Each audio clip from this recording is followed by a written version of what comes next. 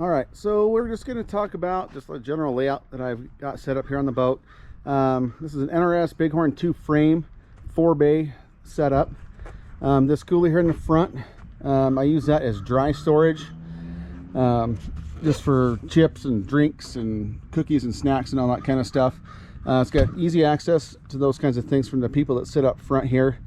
Down each side of the boat is marine grade plywood that I've used a deep penetrating epoxy to coat both sides. I do need to go over, kind of rough that up and go over and do that again. And I've drilled specific points on each down the side here.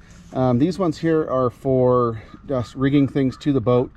And then the other spots, those are just little 1-foot NRS straps to secure the deck to the boat, to the frame. And then on the inside right here, it's my Arctic 110. It does great for 3 to 5 people for about a 6-day trip.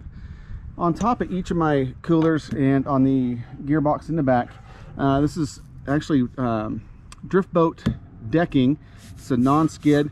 When the dog rides up here, she's able to get a little better bite so she doesn't fall out quite as easy. And I got it for all 3 just so things kind of match and look a little more tidied. When I go to my anchor points for the frame to the boat, I've got 3 points on each side of the boat. That's for small ammo cans, but on the front and back on each side I do an 1.5 inch 4-foot strap, and all of the buckles are on a bite just like we showed on the cover. On this side I've got 4 NRS flip lines.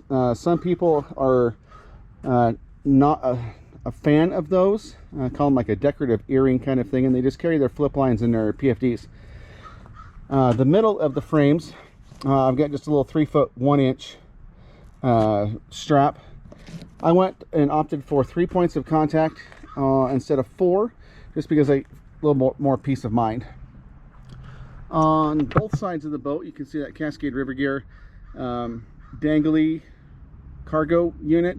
One side I've got, on that side you're looking at there, I've got sand stakes and air pump and a mallet to pound in the sand stakes. And then this guy here, just this little boat garbage can. That thing was a lifesaver on the main salmon this year.